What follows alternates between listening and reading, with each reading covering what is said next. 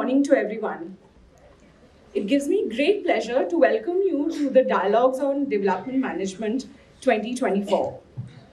This year's conference brings together a remarkable group of experts, scholars, practitioners, and thought leaders to engage in meaningful conversations about the evolving landscape of development management. We are especially grateful for our guests to have made it against all odds this morning. The cold, the infamous NCR smog, and traffic. The events for the day have been spread across different rooms and auditoria within the Dr. Ambedkar International Center. A whole day of exciting discussions, panels, and fireside chats await us today. And without further ado, I invite us all to the opening plenary and commencement for DoDM 2024. Towards this, may I invite onto the podium the President and co-founder of the Indian School of Development Management, Mr. Ravi Sreedharan. Ravi is the co-founder and president of ISDM. After a successful career in the corporate sector where he served as CEO of an MNC bank in Indonesia, Ravi transitioned to the social sector in 2011. He worked to strengthen education leadership and management within the government schooling system across the country. For a year, he also worked in a school for underprivileged children in a remote village in Kerala. Recognizing the significant need for management in social purpose organizations, Ravi co-founded the pioneering Indian School of Development Management with 3 others. He holds a BTech from IIT BHU Varanasi and an MBA from IIM Ahmedabad. Over to you, Ravi. Good morning, everybody. It feels so much easier to do this with the mic on. This is the second year that we are having dialogues on development management. I can see several faces over there. Last year too. And the feeling is still one of being overwhelmed with a full auditorium just after 9 a.m. through the AQI challenges and all the other things. Really, really wonderful to have all of you. And as probably all of you know, this is probably the only conference in the country that is discussing leadership and management challenges of the social sector. And to see that a topic like leadership and management of the social sector, which was not even a word that was acceptable 7-8 years ago when we started DoDM, is something that gets such a big audience to come together at 9 a.m. in the morning. And that's really, really fantastic. I do want to welcome all of you to the second edition. Today we've gathered in this amazing venue from far and wide. I can see students, I can see faculty, there are practitioners, there are philanthropists, there are grassroots workers, there are people from Samaj, Sarkar and Bazaar who are all assembled here.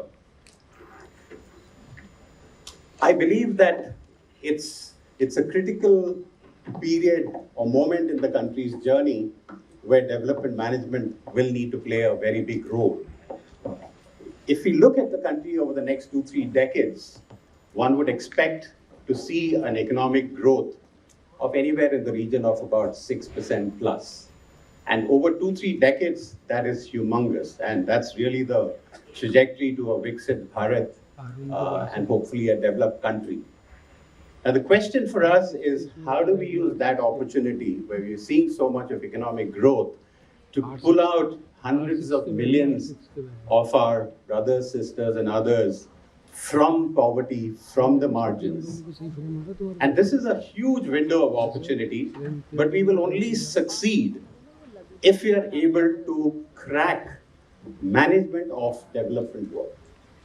If we don't crack this management of development work, a lot of money and effort will go into the space, but there will be serious inefficiencies, and it might be a huge missed opportunity where we may leave behind several hundred millions of our brothers, sisters, and others. And maybe this is not an opportunity we're going to see again for another few centuries, if not a millennium. I believe the discussions today that you're all going to be listening to in this amazing auditorium named after Dr. Ambedkar himself, who not only wrote the Constitution of India, and ISDM is guided by the preamble of the Indian Constitution, and also defined the idea of India. I think the discussions today will go back, and I know there are people in this audience who've come from pretty much every state of this country. So the discussions here, I'm hoping, will reverberate across the nation, influence the way we look at how we do development work across the country, so that our work really hits the kind of scale we need to hit for our kind of a country as complex and diverse as ourselves. I want to touch upon the criticality of scale in the development sector. Today, the social sector, while it's doing amazing work in the deepest corners of this country, is a very long list of mini and micro social purpose organizations. There are probably less than 20 organizations in this country who might be over 100 crores of operating budget. The largest NGO in our country doesn't even reach 50 million people. In our country, 50 million is very small. And just to give a context to that, the largest consumer goods company in this country reaches about 800 million people. We need to see how is the social sector going to be reaching 700-800 million people, if not more. There is a view, and my friend and co-founder Gaurav Shah recently wrote in his post on social media, where he said and made a very poignant comment that there is a tendency to confuse scale with vanity and legacy, and hence frown upon scale. We really should be looking at scale as fundamental to the idea of fairness and equity in a country like India. Development management needs to deal with this critical issue of not quality versus quantity, but quality and quantity. At ISDM, we often discuss the question of how will the domain of DM, development management, get built. And we have no qualms in saying that it's not going to be built by a few people working at ISDM. It's not even going to be built by a few institutions like ISDM coming together, but it will take all of us in this audience to be able to carry these dialogues back and have many, many more people from Samaj, Sarkar and Bazaar involved in these discussions, so that we build institutions, we build programs, we build specializations, we build faculty, and so on and so forth. And that's how we will mainstream, somebody doesn't like it. That's how we will mainstream development management in this country. Margaret Mead, who's a famous sociologist, once famously said, "Never doubt what a small group of thoughtful, committed citizens can do to change the world. Indeed, it's the only thing that ever has." I believe in our journey at ISDM, and today's dialogues on development management is a testimony to the fact that we now have much, much more than a small group of committed citizens. We are going to see seismic shifts in the landscape of the social sector with the onset of development management, and we will surely make a difference to the population of our country in our own lifetimes. In the years to come, of course, I believe ISDM will go on to become a leading school of development management, maybe a university of development management in this country. With that, I want to close my opening address and welcome all of you once again to a full day of great discussions, opportunities to meet people and carry back these dialogues to your respective locations, organizations, institutions, ministries, wherever you're going back to. Thank you very much for being here today. I'm also now responsible for the opening session, and I'll just invite my co-panelists, but I just want to set the context for this panel discussion. Like I mentioned, that one can imagine India continuing to grow at about 6% per annum over the next 2 to 3 decades, and providing the biggest opportunity of a millennium to improve the lives of hundreds of millions of people. Towards this vision of Viksit Bharat, a vision of prosperity, equity, and resilience for all Indians, the role of development management or management of all social development work becomes critical. To build a truly sustainable and thriving society, we need a powerful partnership between three pillars of society, which is Samaj, Sarkar, and Bazaar. Each one plays a very vital role. Samaj brings a deep understanding of community needs. Sarkar provides direction and resources and the ecosystem for work. And the Bazaar contributes innovation, investments, and philanthropic capital. But it's when these three forces come together that real transformation happens. Today, unfortunately, there's a huge trust deficit across Samaj, Sarkar, and Bazaar. A great example is the eradication of polio in India, a massive public health victory that required a united effort across Samaj, Sarkar, and Bazaar. We are honored to explore the management levers of the transformative vision of Viksit Bharat with two great minds, Pramath Sinha and Shamika Ravi. Let me first tell you a little bit about Pramath and Shamika. I suspect most of you already know them quite well, but I'll start with Shamika. Shamika, thank you for being here. Shamika is a PhD in economics from New York University, master's in economics from the Delhi School of Economics. Sometimes I feel these institutions have become a caste system in itself. So I think you're much more than these institutions. She's a renowned economist and policy expert. Dr. Shamika Ravi is an esteemed economist with deep expertise in development economics, poverty alleviation, and governance. She's a senior fellow and former economic advisor. She's a senior fellow in governance studies at the Brookings Institution and has previously served on the Prime Minister's Economic Advisory Council of India, contributing to key economic policies.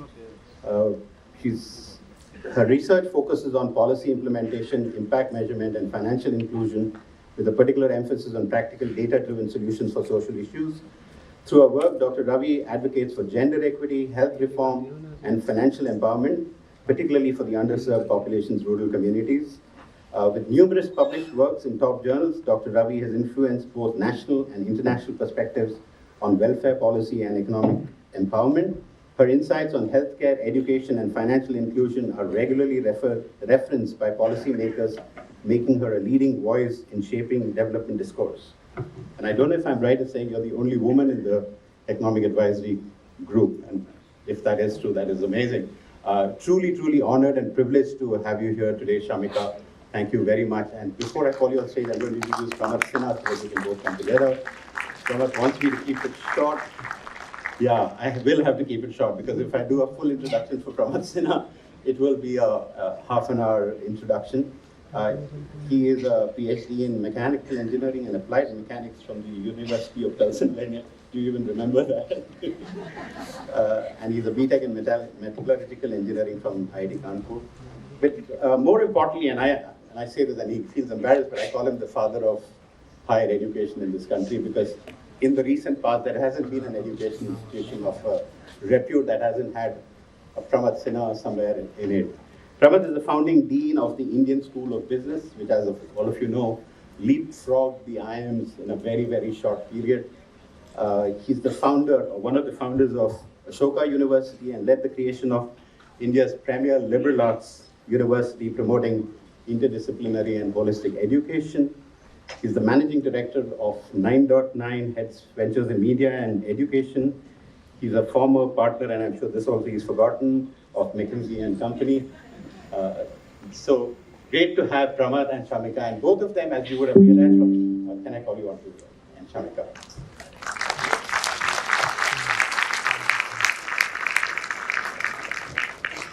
Both of them, as you will realize, are extremely competent to speak about Samaj, Sarkar, and Bazaar, because they've had a role to play in all three pillars of the country. But for today's discussion, I'm going to request Shamika to wear her Sarkar hat, and I'm going to request Pramath to wear his Bazaar hat, as in the market space. And soon after this, we'll have somebody representing the Samaj space, and I'm not going to announce his name lest I lose the crowd. I'll do that later. So, thank you very much for being here. And this session is really context setting for the whole day, where there's going to be a lot of discussions in multiple tracks with 50 odd speakers, master classes, etc., etc. But this is really the plenary session where we get to set a context for all the discussions that are going to.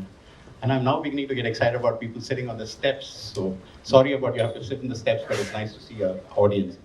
Shamika, I'm going to start with you and request you to share your thoughts on why Samaj Sarkar and Bazaar need to come together for social progress, and what could be the roles that they should play. We could start with that, Shamika. Thank you, Ravi. Namaskar. It's wonderful to be here. It's very seldom that I see such a large number of people interested in development, and that to management of the development space. So thank you very much for this opportunity. It's a great question, Ravi, but I will answer it from a personal vantage point, that I am basically an academic. I'm an economist. I've been teaching for the last 20 years. And I'm, for the last 2 years now, a full-time Secretary to Government of India, which means now I'm a Babu. And I think if you try and see the nature of my own work, I think I spent 50% doing the research, another, let's say, 20% communicating it, socializing the idea outside, and then a very significant chunk trying to socialize the idea within the government. Because by no means is government meant to be terribly entrepreneurial, or is obviously open to new ideas, and particularly in spaces of development. In also recognizing that there are market failures. There are some sectors where markets cannot function. The revenue model will just not allow for the costs to be incurred, so you will always be dependent on either philanthropy or government support to carry out these kinds of development. And we can talk more about what are these sectors and how we go about managing that. But in recognizing that there are market failures, we also recognize as economists that therefore there is a crucial role for the public sector or the government. Now, sometimes the role of management is how do you curtail the government's role to what is development, because the government is very happy doing everything. By very nature, there is a sense of encroachment, there is a sense of self-perpetuation that exists, just like in the private sector, scale and optimization. The government is also in many ways incentivized or is geared in perpetuating self, and so a lot of the reforms also that we talk about, not just limited to development, is about curtailing that and getting government out of certain sectors where I think markets do so much better, right? So partly I think almost all the research that I do is trying to fit things in that large framework and try and put the costs and the benefits to the chief executive, and the decision is of course always a political decision. But I think that is how research informs policy making in India. Shamika, thank you so much. And it's fascinating because oftentimes we see Samaj Sarkar and Bazaar tripping over each other. Sometimes the NGOs think they're the government, sometimes the corporate think that they're the government, sometimes the government thinks they're the corporate. Yeah, and they're of course the largest NGO. Pramath, coming to you, today we see businesses that have become huge businesses, starting from the Industrial Revolution where they were all mom and pop shops. Today they're like trillion-dollar companies working in 200 plus countries. In our lifetime, we might even see a trillionaire who's going to make his money out of the corporate world, etc. But besides the fact that there's inventions, there is innovation, there's all that, I'm sure management has had a role to play in the ability to build such large organizations and run them effectively. Could you share what is this role that management plays in that sort of building scale, if you like, in the world of business? Okay, you put me on the spot here by changing my hat to Bazaar. I have to go back to my consulting days. I think in the world, in the corporate world, in the Bazaar world, I think a lot of what happens with scale is really driven by the person at the top. We have lots of management theory and lots of books written about Bazaar, and there's a whole area of business and management about leadership, culture. books written about scaling excellence. But the honest truth I have found is that usually the guy or the woman at the top is the person who really makes the difference. And from there emanates a lot of the philosophy, the thinking. There are lots of theories and models.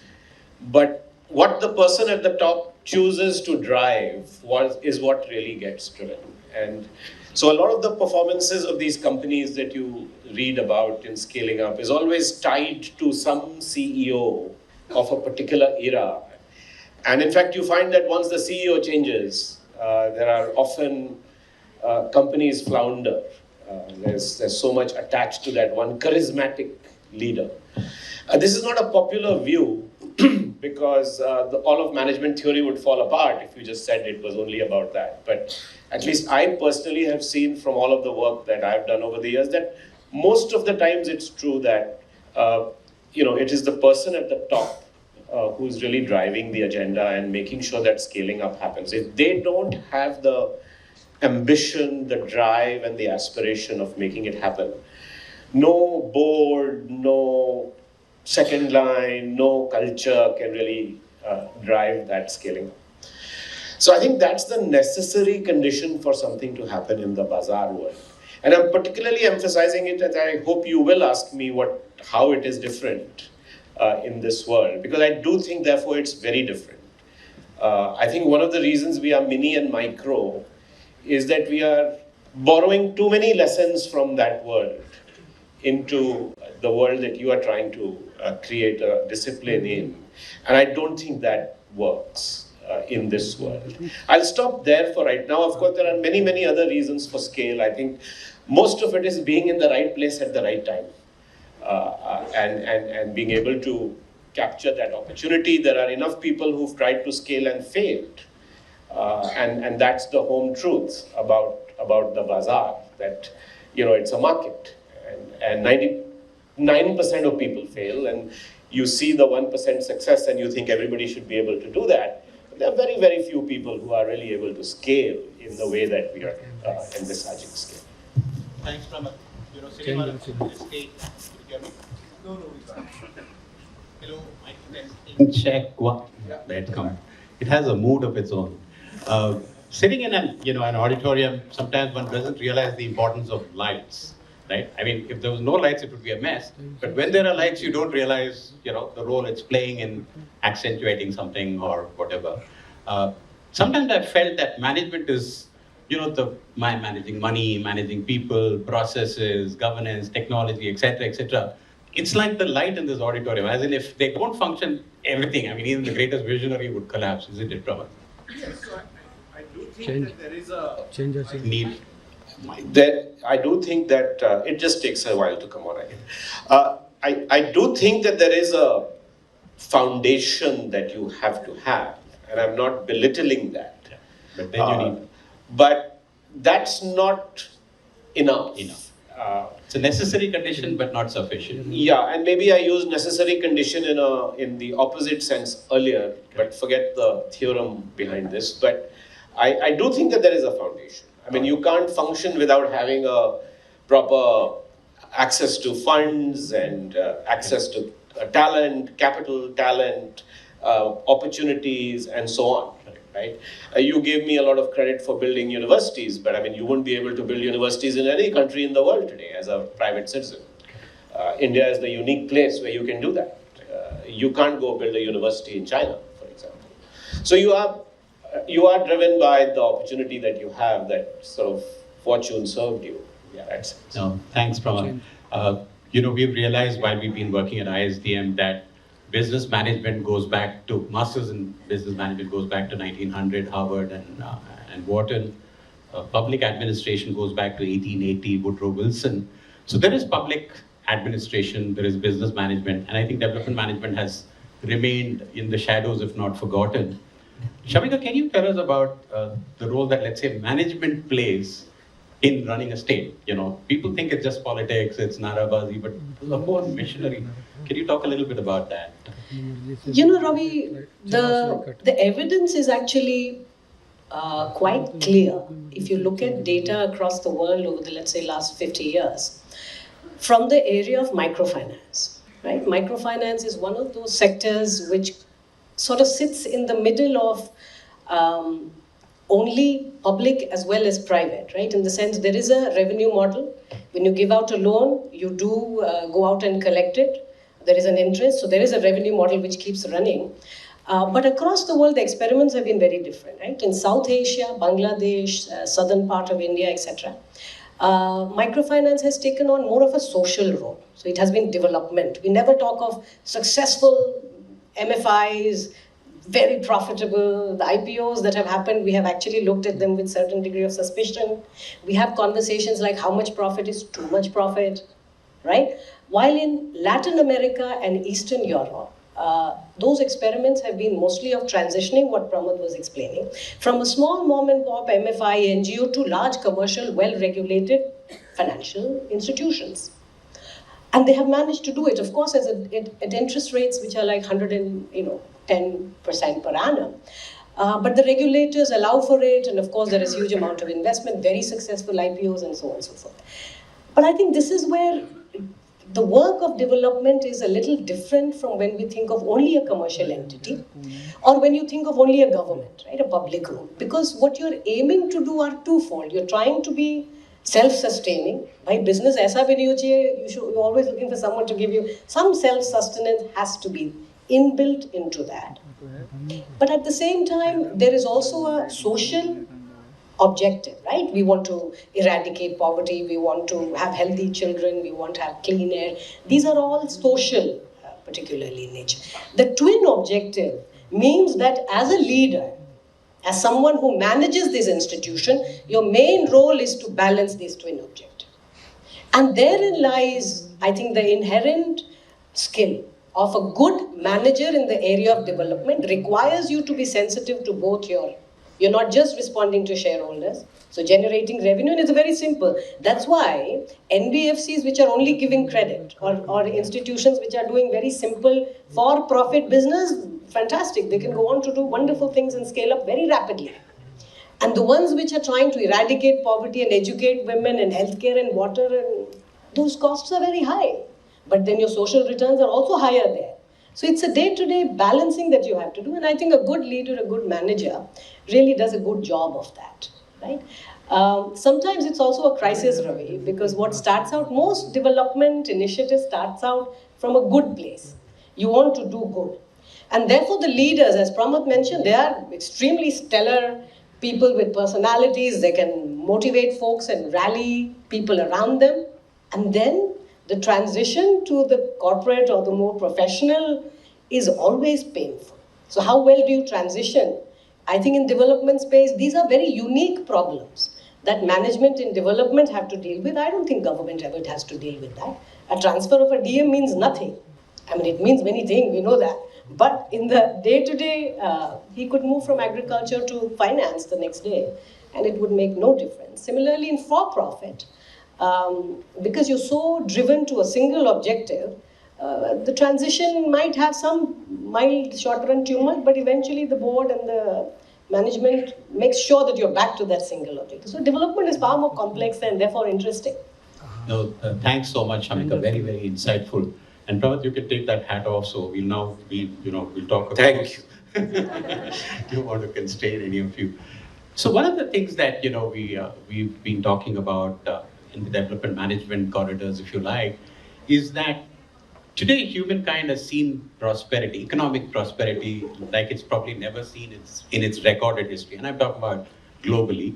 And we know that thanks to business management and the MBAs of the world, today organizations have built themselves into large sort of behemoths.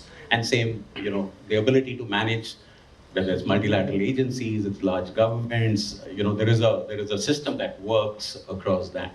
While all this has happened, even today, as all of us know, something like 780 million people go to bed hungry, right? There's hunger that is striking almost 1 in every 6-7 people in the world. So the question, and in some ways this is a plug for development management really, is what is it that, and Shamika, you touched on it, that maybe business management will not do or cannot do, and similarly, the governments will not do or cannot do, and thereby critical for a third sector like the social sector to play a role.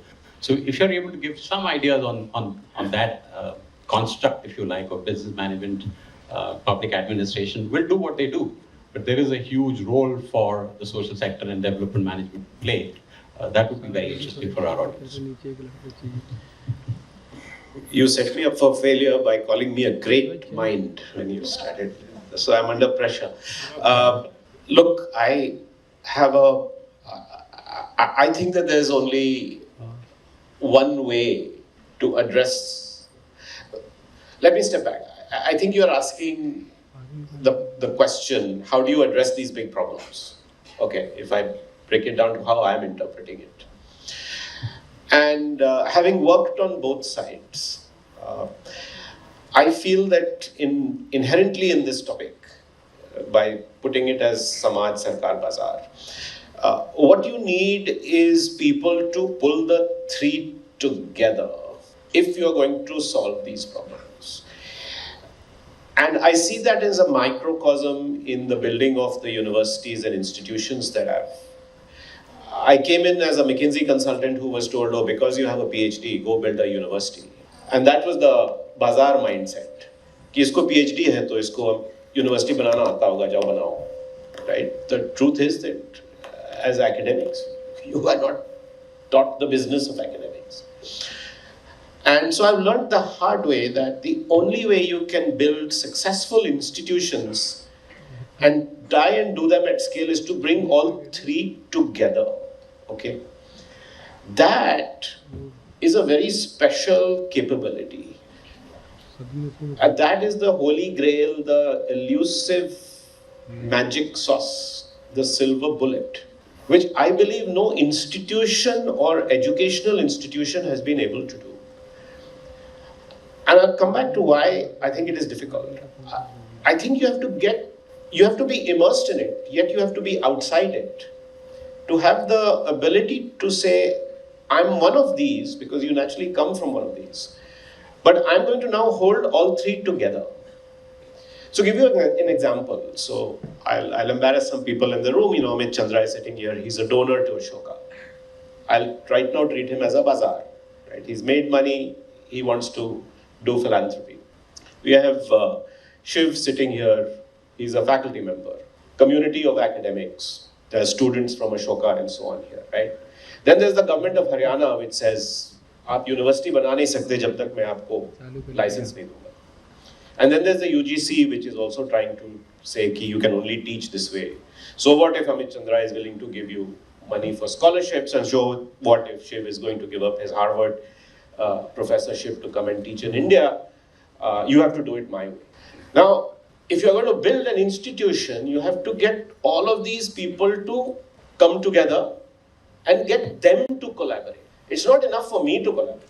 In fact, if I collaborate or don't collaborate, doesn't matter. Each of them collaborates, doesn't matter. But the only reason this will get built is, and how do you do that is a huge challenge, because inherently there are these conflicts between all three. Right? So you have to have infinite patience. You have to have a long-term view. You have to really be committed to saying, I'm going to build something at scale to be able to do that. So I think going back to my earlier point, leadership is still important, but those leaders have to be of a very different caliber of saying my role is not to actually drive agenda A or agenda B, but to bring these three together. And that's a whole other skill to build.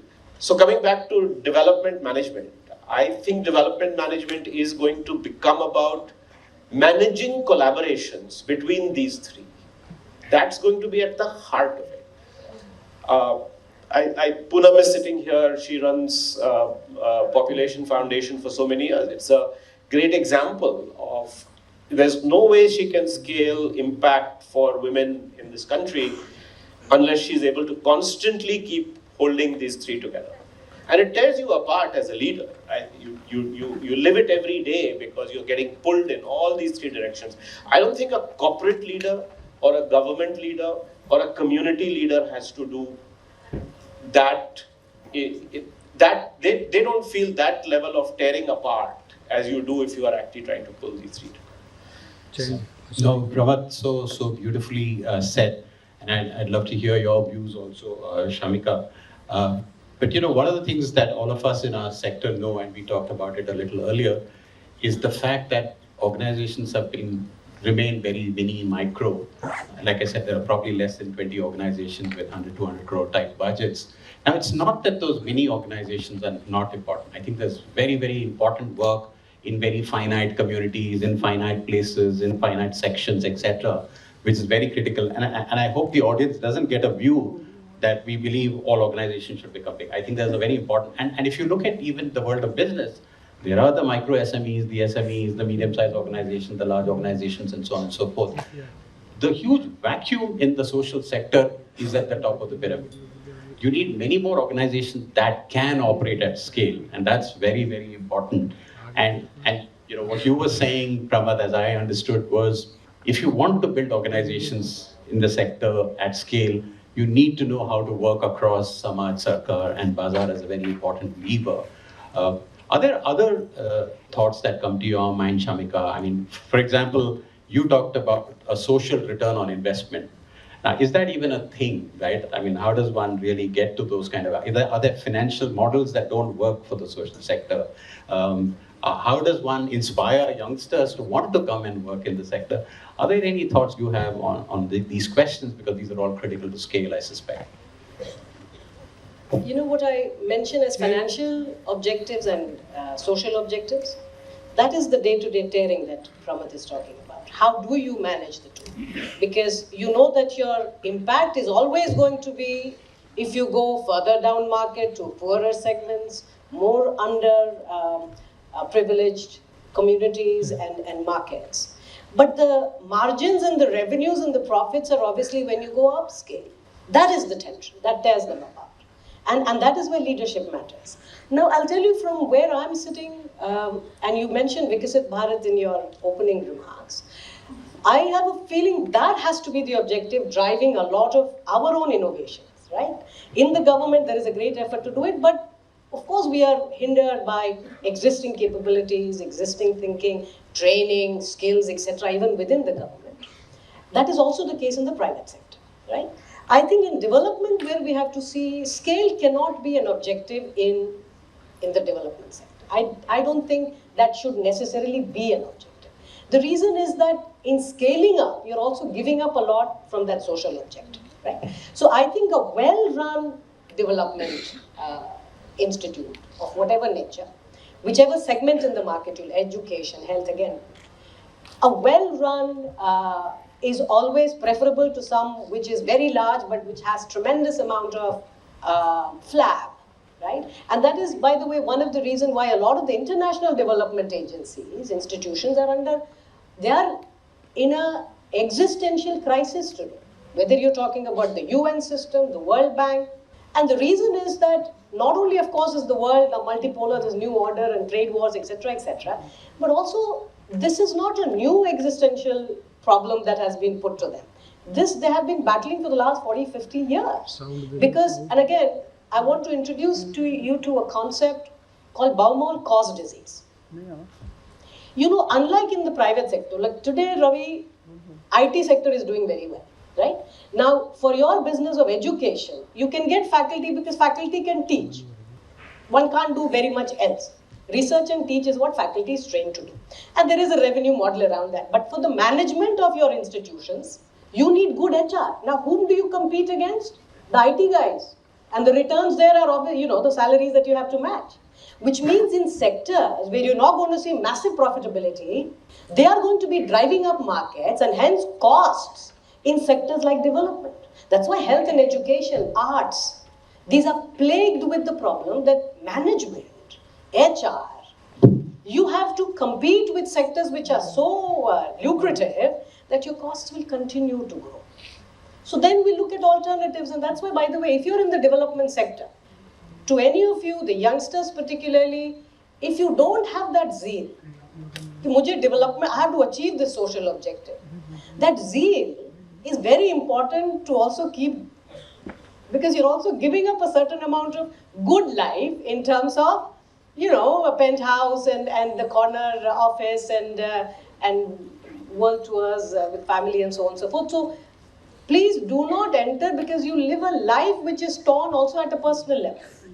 And I think that also enters the management space. I must know that the people who are in development, they have a zeal going with them. They are not here just to make money. And that is how the incentive structure is also designed, therefore. That I'm now not going to only try and lure good people into development by paying them more money. That will never work. You can never outpay the private sector competitor. So what is the real reason why you're in development? Because you want to do good things. And that recognition, we call it, we have terrible terms in economics for these, high-powered incentive and low-powered incentive. Paisa sab kuch nahi hai. So then, you give awards, you give rewards, you recognition, person of the year or whatever. The whole idea behind recognition is that you are here because you want to do good. And we shouldn't discount that. That is a very powerful incentive and must be part of the contract. Shamika, in fact, we at ISDM did a talent survey to understand the drivers and motivations of talent in the social sector. It was quite incredible to see how important are things like purpose, integrity, leadership culture, learnability. Money is important, but it's not like, as high as it might be in another area. One of the things that we've been talking about is the Samaj, Sarkar and Bazaar and how do we work across all that. And I did mention in my opening talk that there is a trust deficit that seems to exist between Samaj, Sarkar and Bazaar. How do we unravel that trust deficit? I don't know, I don't even know if there is a solution, but your thoughts on why might that trust deficit exist and how might that trust deficit be alleviated? You want me to? Either of you. Mike, you can go. Pramath is feeling. अब इसको आप खत्म भी करिए जो समाज वाले बैठे हुए हैं उनको हम सुनना चाहते हैं. You see, this goes back to my. Ravi, you have only 2 minutes. I'll do 1 minute. She does 1 minute, and then. Look, the earlier point I was making about getting people to collaborate is really because of that. Right? So trust deficit is inherent. I don't have again a magic bullet on how do you solve. वो तीनों को एक साथ मिला के ही solve होगा. But to build a little bit on Shamika's points, 2 points I'm picking up. Her point about not scaling up or scale is not necessarily better, and her point about the commitment to a purpose. I think that's where to me the answer lies. एक तो ये कि I don't think you mean, I think you mean scaling up organizations, but I think we do still have to solve problems at scale. No? I think you would agree with that because you don't necessarily need to scale up the organization to solve the scale up. So I think we should just, when we talk about scale, I think we should just be clear. We are not talking about creating another UN. We are talking about solving problems at scale. I think if you identify problems at scale and focus on that, and that's the purpose point, and get everybody focused on that problem at scale, that's the only way to kind of get beyond this petty trust deficit that we have, right? I'll give you an example. I drive to Ashoka every day in Sonipat, and some of others here must be doing that also. At the point where you turn off the ring road onto the National Highway 1 is Jahangirpuri and that Wazirabad area. There is a mound of garbage there. In 15 years, every week, every day, that size of that garbage has grown. Okay. We were talking about AI solving the garbage problem. But so far, human intelligence has not been able to solve that garbage problem. And there are 4 such mountains around Delhi right now. And there are some smaller ones coming up also.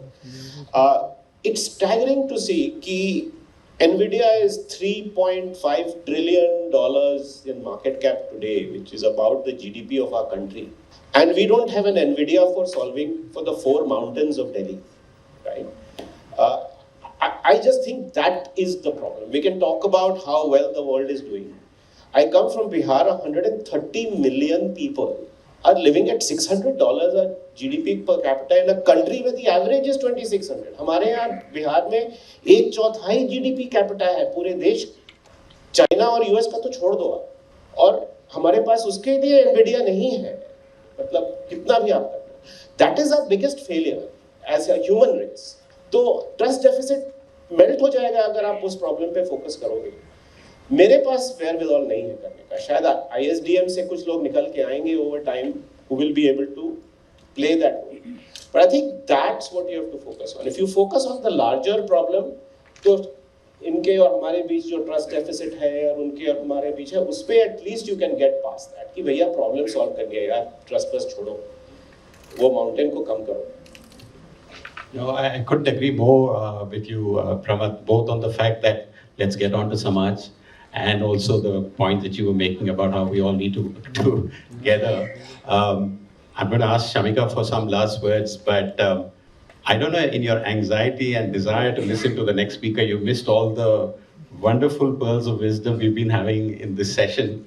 If you missed it, we will record the session. You can watch it again because there's some really amazing ideas on how development management should be built.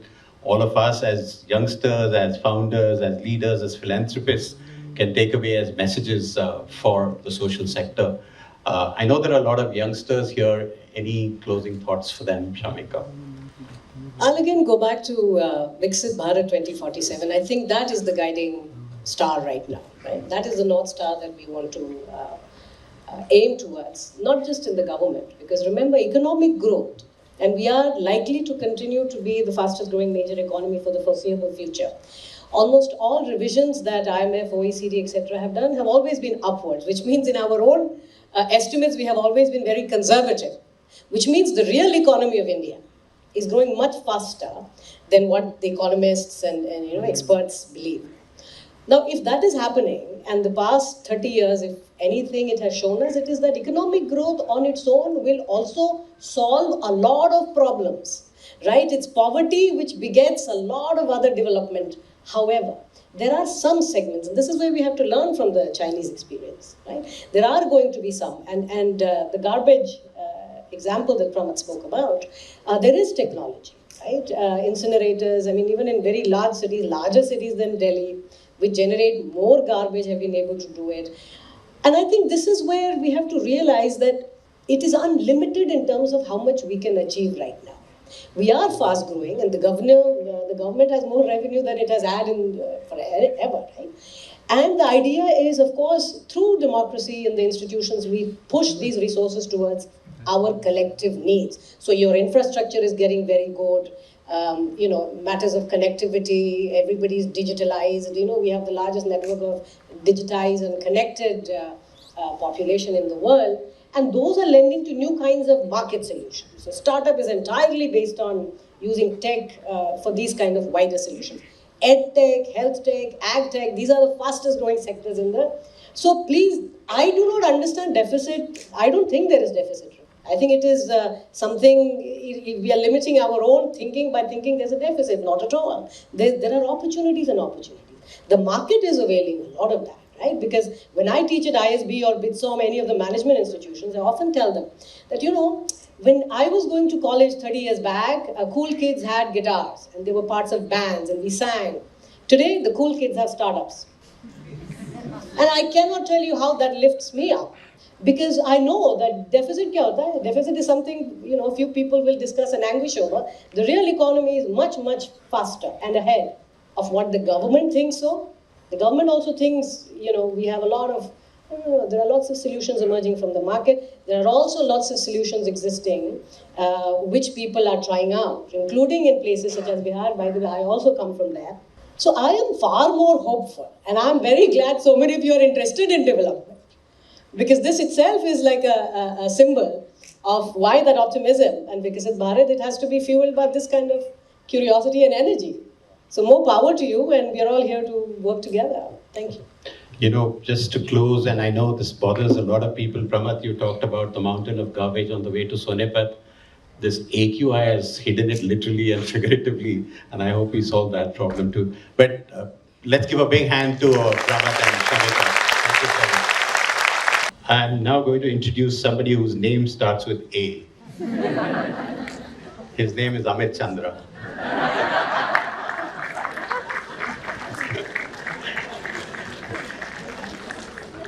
Nobody's going to listen to your introduction if I did the other way before you. No, Amit is somebody I am extremely, I mean, I'm a huge admirer of, and he's somebody who's cut across Samaj, Sarkar, Bazaar quite seamlessly. So very privileged to do his introduction. Amit Chandra is a highly respected philanthropist and managing director of Bain Capital. He's head of Bain Capital in India, known for his commitment to social impact and transformative investments. With decades of experience in finance and investment, he brings a unique perspective on aligning capital with social good, driving sustainable change through strategic philanthropy. And for ISDM benefit, Amit Chandra, the A.T.E. Chandra Foundation was probably the first foundation that strategically and in a determined way was funding capacity building of the social sector. So incredible in terms of his own vision. As a prominent philanthropist, Mr. Chandra has focused on areas such as healthcare, education, rural development, water in a very big way, playing a key role in reshaping India's philanthropic landscape. He's actively involved in organizations like the Tata Trust, Give India, the India Philanthropy Initiative, contributing to impactful, scalable solutions. Known for his advocacy of high-impact, data-driven philanthropy, Mr. Chandra encourages a strategic approach to social investments, especially in sectors requiring patient capital. He's a recipient of multiple awards, including recognition as a young global leader by the World Economic Forum. He's one of the founding members of the Ashoka University. Really delighted to have Amit with us today. And Amit will be in conversation with the other A. Finally, it's an absolute privilege to introduce Aamir Khan. I don't even know what I mean by saying introduce Aamir Khan. I mean, all of you know, he's an acclaimed actor and a social advocate. He's the founder of the Paani Foundation. He's an influential voice on social issues. He's a host of the pioneering show Satyameva Jayate. He's a philanthropist and a change maker. He's a global icon for social impact. And all of this, I want to give a little bit of my own personal side to Aamir Khan. My wife Suma and I have sat through several Sundays crying because of you. Watching Satyameva Jayate, at the end of it, we would be both all teary-eyed after the whole thing. And the other thing is you've given me an introduction, which many of you have heard me introduce myself. I always call myself the three idiots guy. Engineering kiya, MBA kiya, or banker ban gaya. What an ass. So I'm going to hand over the stage to Amit and Aamir. But before I do that, I have to also introduce somebody who is a very important person in the work that Aamir does. And his name is Satya. Satya is the CEO of Paani Foundation. And I'm just going to take his introduction out. So Mr. Satyajit Bhatkal is the CEO of Paani Foundation, an organization which works with the mission of creating a drought-free and prosperous rural Maharashtra. Since 2016, the foundation has created large-scale people's movements on water conservation, water security, and rural prosperity. This is something we try and teach at ISDM about involving communities in development work that you do. Between 2016 and 2019, with the participation of over 6,000 villages, the movement led to the creation of over 550 billion liters of water storage capacity in Maharashtra. Currently, the foundation works with 50,000 farmers on sustainable water and agriculture practices. I don't know if you know, but water is a serious problem the country is facing today. Prior to setting up Paani Foundation, Mr. Bhatkal created and directed Satyameva Jayate, India's leading TV show. So you're the gods. Leading TV show focused on addressing social issues. Mr. Bhatkal has also directed the national award-winning documentary Chale Chalo on the making of the film Lagan. For over 30 years now, he has been actively involved in important social causes, first as a lawyer and then as a filmmaker and communicator, to explore and expose the deep-rooted disablers to India's progress. And you will thank me for now getting out of the way and letting them come on stage. Welcome.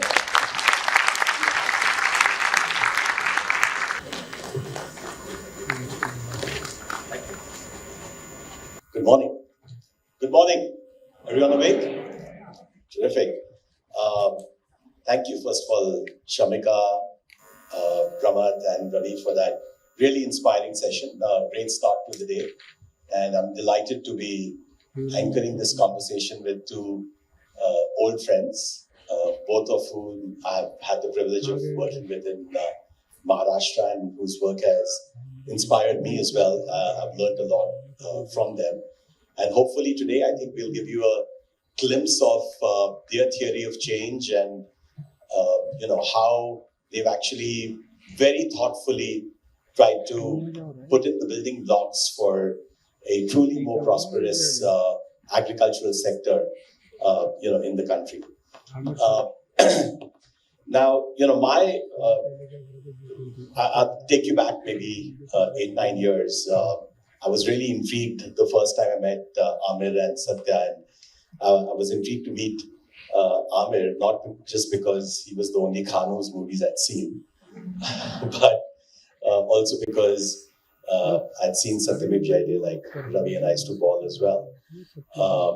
And water was already a core area that my wife and I had started working on. So the first time he came over at Tata Trust, and along with Satya, we started talking about the issue of water. What really struck me was the attention to detail that the two of them had, very different from even social sector leaders in terms of building out a truly articulate theory of change that went into everything from thinking about behavior of each stakeholder, looking at data very, very closely, and really thinking about how to build a movement which was sustainable and, importantly, did not take money from the government.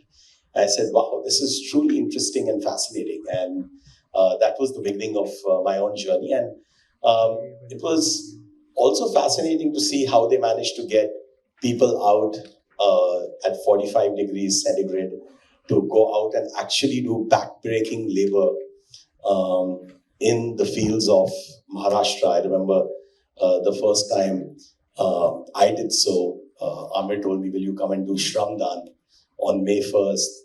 And he said, show up at the airport. And then he called me the night before and said, do you mind if someone else comes with us? And I said, yeah. So I said, who's coming? He said, oh, there's a young girl who's going to come. And so the next morning, I showed up at the airport and he introduced me to this lady. He said her name is Alia. At that time, Alia Bhatt wasn't a big superstar, but I remember traveling, Aamir, with you and doing Shramdan in the fields of Latur. And then she became a real superstar. And I realized how he was introducing all the big celebs of Maharashtra to the concept of water, and actually more broadly to the whole concept of the social sector and how they should be a lot more sensitized. So there are many facets about the work that we'll talk with Satya and Aamir today, which are truly, truly fascinating.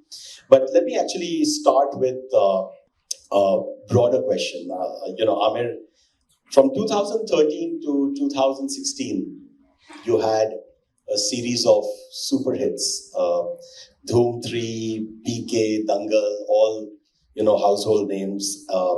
Along with that, Satya and you were working on Satyamev Jayate, again, very unusual for a superhero to at the same time make this pivot and think about doing a TV series on social change. So what I would really like to maybe kick off this conversation and, and give the room a sense of is what made a superhero at the peak of his game start giving time to social issues. First of all, good morning everyone. अंग्रेजी में बात करूँ या हिंदी में बात करूँ? हिंदी में बात करूँ. So English में बात करूँ. English. So first of all, I want to say that all of you have been, many of you rather, I know are working in the social sector for years, and I think that Satya and I are still in the very early stages. So it feels a little odd to be speaking on issues, but we'll share whatever we have learned, in the process. But we're also here to learn actually, and the first session was extremely important from that point of view. So your question really was, how come I got interested in yeah. Well, I think the short answer to that, because I know we are limited on time. The short answer is that there are two people who really are responsible for this. One is my mother, who's been a huge influence on me. And whatever I am today, the way I think, the way I am, is largely because of the way Ami has brought me up and her huge influence on me. And the other person is actually Satya. And we've been friends since the 9th standard. I was, I think, 13 or 14 when we first met. And Satya has also been a huge influence on me, in my early youth. And as a result, while I was very successful in the field that I was in the creative world, I was very successful. But there was a great need in me to try and, be useful to people, and in a more, I think, direct way. Not that entertaining people is not a useful thing. I think it's a very useful thing. Keeping a country of 1.4 billion entertained is a big responsibility in itself. But I felt the need to do more, and that's where it's really started from. So these are the two people who really influenced me in a big way. And how Satyam happened was that I had this thought in my mind that one of the things that what do creative people bring to society? Each profession brings something to society. For example, judges bring justice. The police department brings law and order. Doctors give health to society. What do creative people offer to society other than entertainment? And I felt that one of the important things that we offer is we bring grace to society. We can create, when we talk of nation building, it is the creative people who have the biggest contribution to make over there. One of the biggest, I would say. Because you shape young minds. We grow up listening to stories, and we want to be like people that are inspiring to us. So I feel that as creative people, as artists, whether you're a songwriter, a poet, an actor, a painter, this is work that affects all of us and shapes the way we feel. And if you can shape young minds, then you can really bring about a huge change. And this is where I was coming from, really, which also reflects in my choice of work as in the films, if you notice. And I felt that, as a person who has a certain amount of a reach, if I can do a show on Indian television which talks about issues where we go on a journey together of discovery, starting with Satya and me, actually, that journey might throw up some interesting, and I think communication is such an important part of all social issues. So when we started together, actually, when this idea came to me, and Satya was at that point of time going to get into business, actually, and I told him this idea, and I said, "Okay, should we go on this journey?" And he was as willing as I was, and that's how Satyam happened. And then Satyam when we did 3 seasons and we got a lot of success, we did 24 episodes, and we realized that each episode is having a very strong impact on ground. There are changes that we can see on ground. Just to give you 1 or 2 examples of the scale of the impact it was having, we did a show on alcoholism.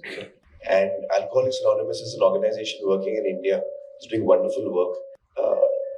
They had about 35,000 members over the 65 years that they were here.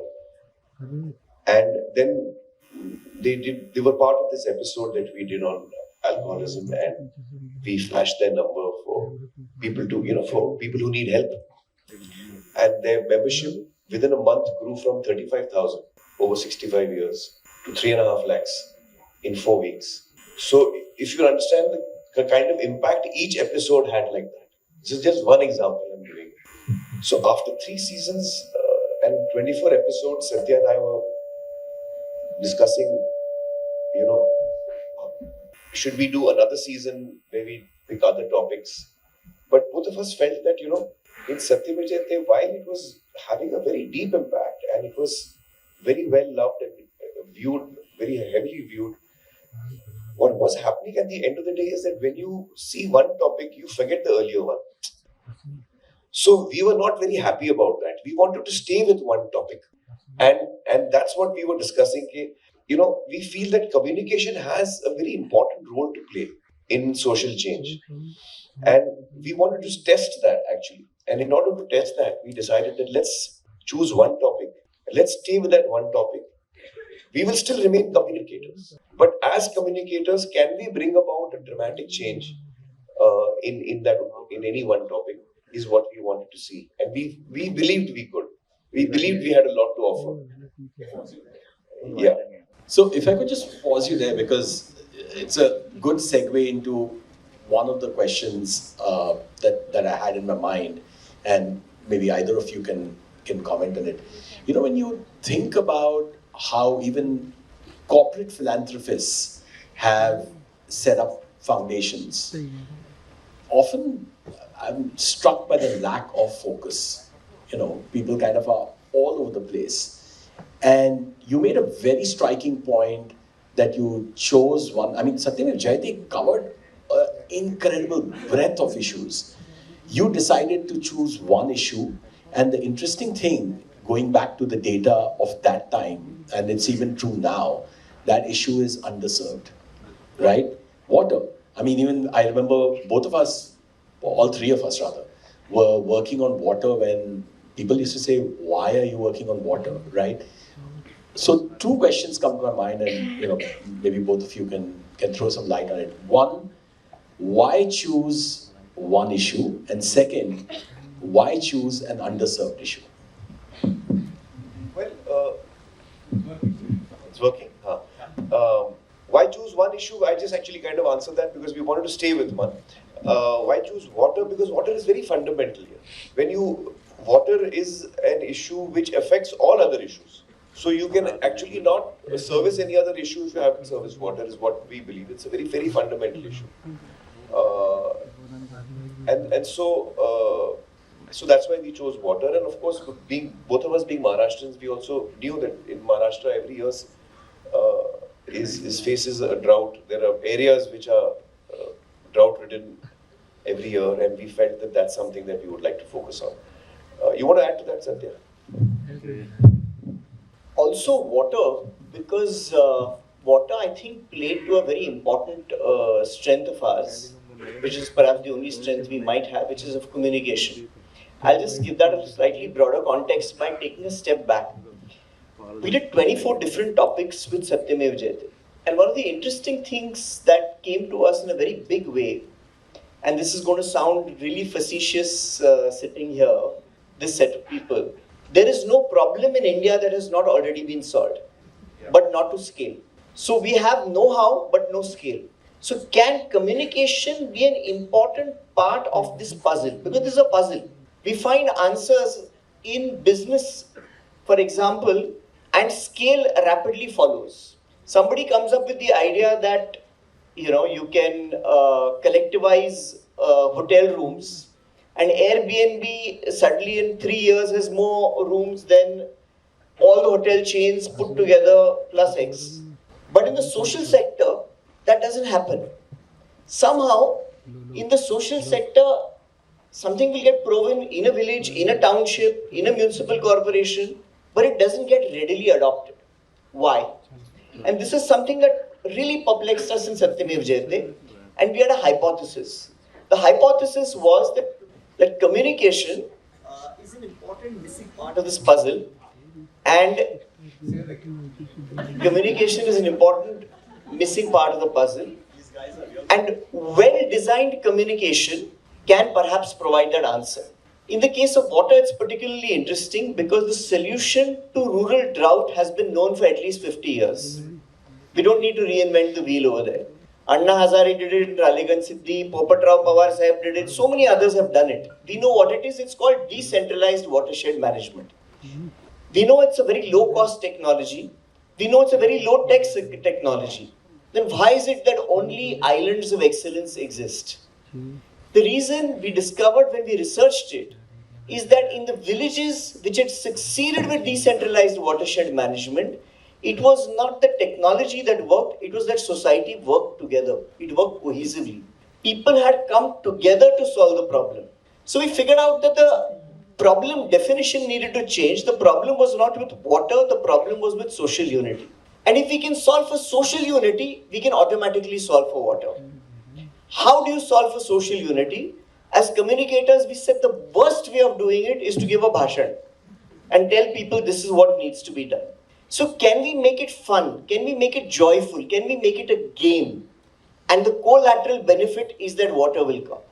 And here is where we felt that as communicators, perhaps we had an important role in designing a solution for it. And that is a very long answer to your question as to why we decided to work on water.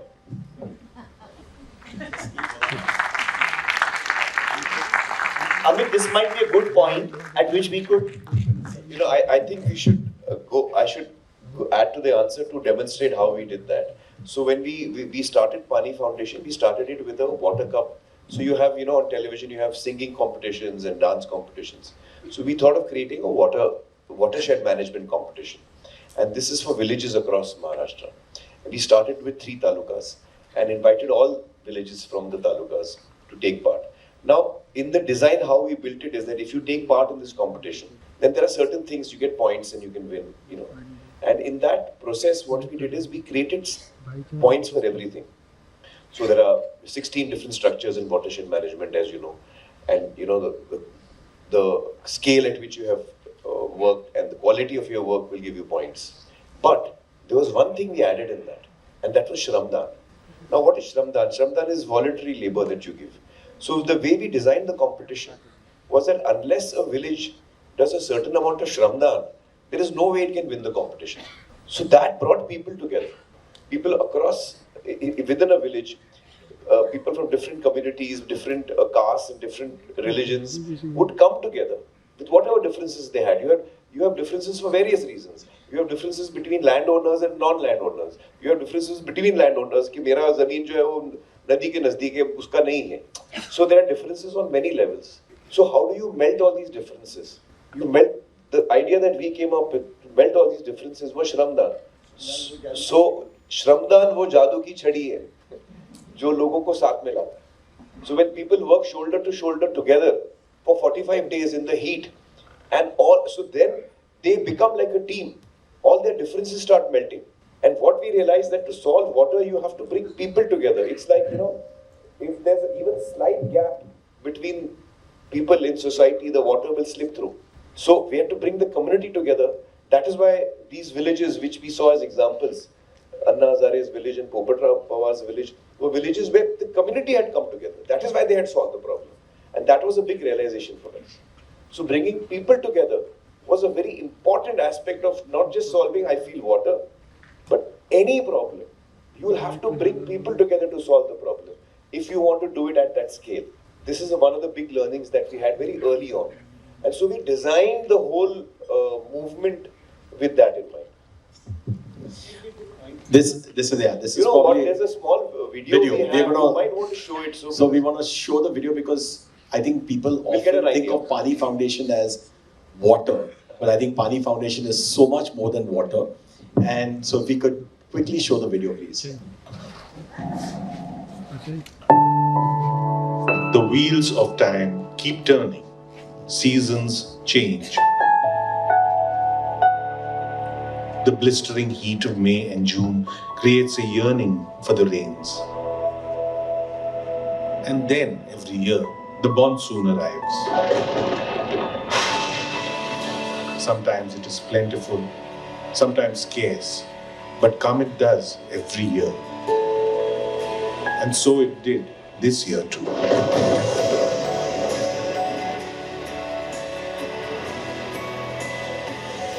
त्या दिवशी पहिला पूर आला आणि शिशिट्या अशा टुम भरल्या तळे टुम भरले. सकाळी 7 वाजता जाऊन पूर्ण लोक ते डोंगरा बघून असे उड्या मारत होते, तळेत नाचायला पवायला लागले, असे हे माझं पाणी म्हणून. मी जे शेततळ तयार केलं तर ते शेततळ भरलेलं बघून मला आनंद मायलने मी पहिल्यांदा उडी मारल्यावर बाकीचे लेकरं उडी मारले. अनुभव असा म्हणजे की पावसामध्ये पोरांनी लगे वर जाऊन शूटिंग केलं, एवढं भारी दिसायला की वाटायला लागलं की काम संपायला नाही पाहिजे, पूर्ण डोंगर शिवरच निघायला पाहिजे होता. In thousands of Maharashtrian villages, this year it is as if a miracle occurred. This year, the rainwater did not leave villages. It made its home there. This has been achieved by a people's movement. the fruit of the sweat and toil of those who took on the mission of making their villages water abundant by taking part in the Satyamev Jayate Water Cup contest. Both government and prominent leaders of industry generously supported this people's initiative. The contest started in the year 2016 with just 3 talukas in Maharashtra. Expanded in 2017 to 30 talukas and grew 25 times this year, 2018, to reach 75 talukas across Maharashtra. More than 4,000 villages participated. Over a 2-month period, more than 20,000 villagers were trained in the science of watershed management. These villagers then returned to their villages to sow the seeds of a water revolution.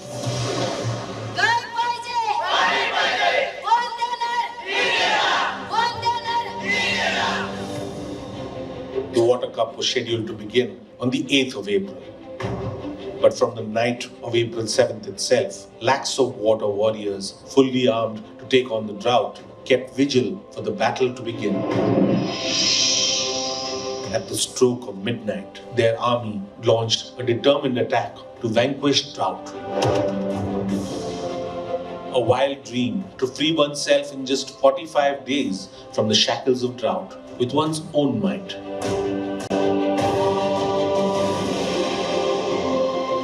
People joined hands, putting aside social divisions and old rivalries.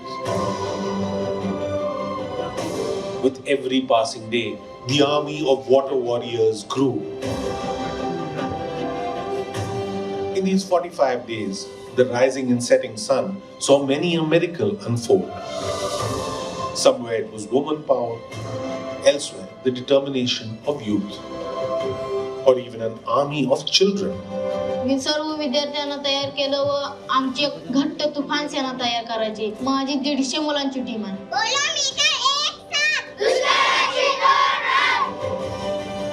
Even seniors, uncaring of their aches and pains, worked obsessively towards a brighter future for coming generations. आम्हासाठी तकलीफ होती. संध्याकाळी अंग दुखतोय, पैसा नसतो इंजेक्शनला. तर 2ला सुटल्यानंतर दुसऱ्याचा रोजगार करायचा, तिथून 4 रुपये आणायचे आणि मग इंजेक्शन करायचं. पण काम नाही सोडलं. जशी सुट्टी घेतलीच नाही.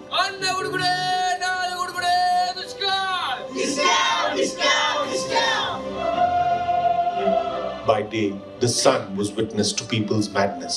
And when by night, the baton was handed over to the moon, it saw thousands doing Shramdan without a moment's rest.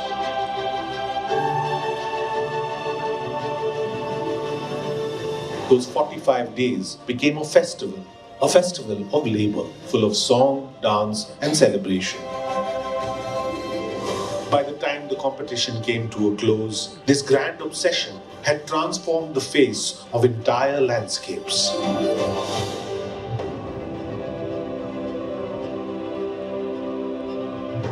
Driven by this collective madness, villagers who had once struggled for a single tanker of water created with their own hands structures that could harvest more than 222 billion liters of water.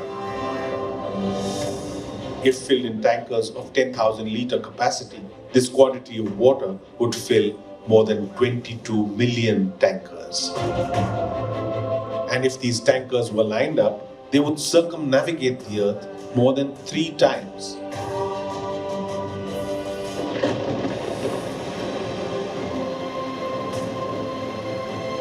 It is this human spirit, this determination, that has kept the rains captive in village after village this year. People are celebrating their newfound affinity with water. Nature and mankind are dancing with joy as they become one.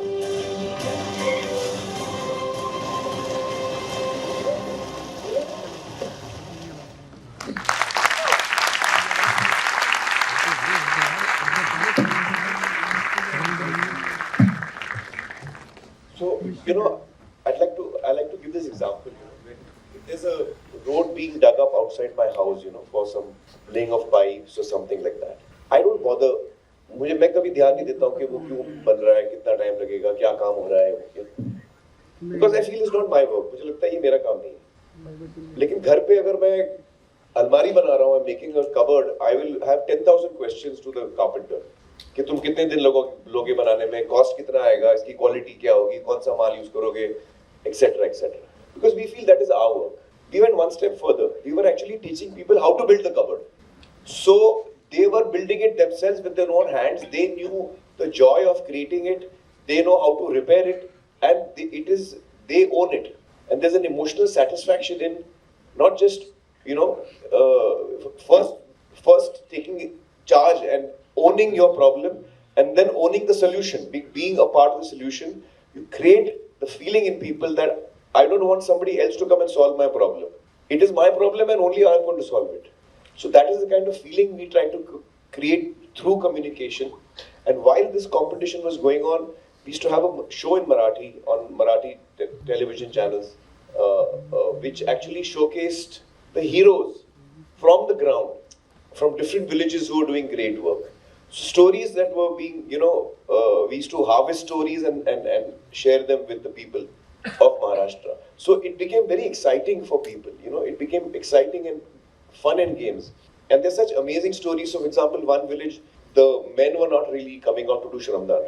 I remember women were all doing Shramdan, men were not coming for Shramdan. So women didn't know what to do. So finally the women came out with a very innovative idea. They all shifted to the mandir. अपना बिस्तर लेके मंदिर पहुंच गए, बोला हम लोग यहाँ सोएंगे. तो घर में औरतें ही नहीं है. अब मर्द जो है वो ना कोई खाने बनाने वाला है, ना कोई घर की देखभाल करने वाला है, वो सब मंदिर में जाके रह रहे हैं. तो जब मर्द लोग मंदिर आए, बोला आओ वापस चलो भाई घर. सर आप लोग पहले श्रमदान के लिए आओ, हमारे गांव को जीतना है, आप श्रमदान के लिए आओ तब हम आएंगे घर. So you see, it kind of, you have to, when you're trying to solve at scale, and you're not trying to do it only in one village or 3 villages or 20 villages, then you have to work at scale. And when you're working at scale, you have to make it a people's movement. No organization, no government can solve it the way that people, collective people strength is so huge. And that is what we really built on, and that is our, in a sense, I suppose, our model, if you're asking what our model is. In fact, that's a good which the center is, the center of that model is the farmer. He or she is the center of that model. That's a good segue into my next question. But before I do that, if the organizers could help me with a countdown timer, because the 3 of us can talk about water till late night. So I know there's a tight schedule you guys are running, so it'll be very helpful to do that. We have 15 minutes. Terrific. Okay. So Amit, we do a lot of work in capacity building in our foundation. We've been doing that for about 15 years, and so we have this term that we call champion NGO, champion organization. And I think there are very few who really epitomize that term. Paani Foundation really, in many ways, epitomizes that term, and that's really an organization that's capable ultimately of influencing both behavioral change and systemic level change in terms of influencing policy, because it can build templates. And to be able to really do that, organizations need to think very deeply the way you were articulating. We saw, about all the building blocks that are required to ultimately drive change, to think about investing in all the stakeholders, starting from the community to the NGOs who play a key role in that community, the role of the government, the role of the philanthropist, to think about communication the way you think about it. Really fascinating way you introduced gamification to bring all of it together, etc. And then do advocacy at a very different level. So really, very few people really have been able to do that, and I hope ISDM can, in some ways demystify all of this and make it a template. Now, my question to both of you is, help us think about 2 things, right? One is, where did you get that idea from? Because normally when we see a problem, our immediate tendency is, let's go and solve it, right? And the second is, what kind of muscle, organizational muscle, has been built in Paani Foundation to be able to build ultimately this people's movement and this, bring about this incredible change where if you put, line tankers up around Earth, it circumvents 3 times the diameter of Earth. So, well, I think it started with research. When we decided to embark on this journey, we were still not sure, Amit. We were just searching. It was after we had done 3 seasons of Satyameva Jayate, and we really wanted to embark on this journey. And Satya said, first, let me travel around Maharashtra. And I think he spent about 6 or 8 months first traveling around Maharashtra to different villages, a few villages which had done decentralized watershed management work, but mostly in villages which had not, to understand why and what are the issues there. And actually that journey that Satya went through really threw up a lot of information to us, which we sat and he put on the table, and then, we discussed it a lot. And I think most of the ideation actually came from Satya, I have to say. The idea of the water cup came from Satya. When he first told me, I shot it down. I said, "Nahi, water cup who will take part in a water cup here?" That was my first reaction. But then as he started speaking to me, I realized more and more that what he's saying is very difficult. But if we pull it off, that is the way to pull it off. And then I realized that, okay, let's just go for it. Let's just go for it. Because we don't want to solve the problem in a few villages. We really want to try and do it at scale. So at scale, this is the way. And then we decided to, these partnerships are so important. The first person we spoke to was Devendraji. He was one of the first people we spoke to. And we shared our ideas with him. In fact, he was a big support to us, Amit, I have to say. And of course, a number of industrialists like Ratanji was a very big support at the start. Mukesh was a very big support. Rajiv, Bajaj, and the actors, the acting community, Marathi actors, some Hindi actors as well. You saw Alia there; she was with us. Really came together. The media in Maharashtra came together. You'll be surprised, in one of the years, we had a show, the Tufan Alaya show, was shown on all competitive channels. They were all showing the same show. It was like a roadblock. Day and date, if you're watching Marathi channels, you can only watch the Tufan Alaya. So, I mean, everybody actually stepped forward. And it was in that sense we managed to really get everyone excited from different sectors and different stakeholders. People who didn't know they were stakeholders, we made them realize that they are stakeholders and pulled them in as well. So, yeah. So one of the things is maybe Secret Superstar 2 should be made on Satya. No, but this Satya, you want to Satya. When you answer, I would love for you to talk about the organizational component, because I think it'll have lots of takeaways for people. I've had the privilege of seeing the team, talking to Reena, you, and meeting many of your team members. Please talk about that. So he's going to answer that, but before that, everything that we did had to be entertaining, including our training. So that was very important. We didn't want to give lectures and bore anyone.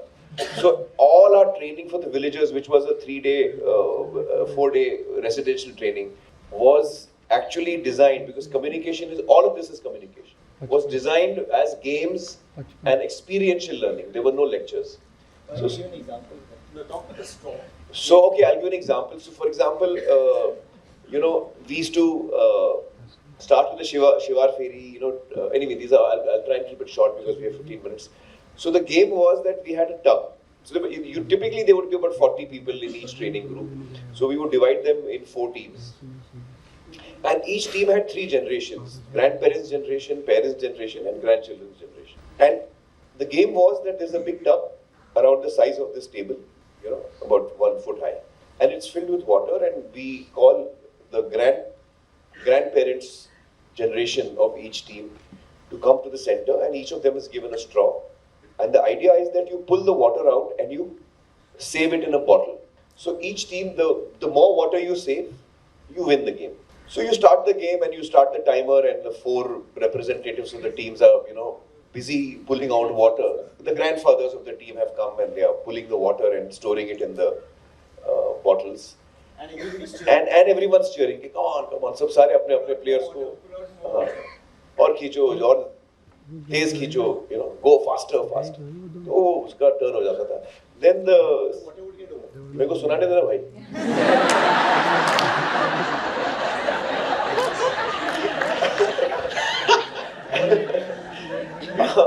We often do that. So the parents' generation was called. अब वो भी खूब पानी खींच रहे हैं और सब लोग excited. By the time the grandchildren's turn comes, the water obviously has become less.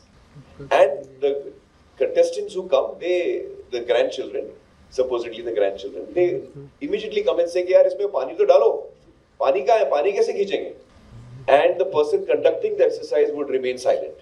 तो उससे ऐसा realization आता था लोगों में कि हम जो कर रहे हैं, हम धरती से पानी खींच रहे हैं, हमारे बच्चों के लिए बचने वाला नहीं है. जब हमारे ग्रैंडचिल्ड्रन आएंगे, उनको पानी नहीं, वो तड़पेंगे पानी.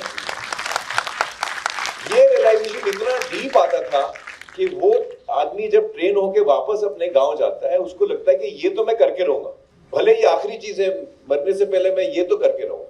वो इतने जोश में वापस जाता है. So just to give an example how the training is to be done. But team building is very important. I think you should go into that. I'm really happy that we were able to share about the straw game.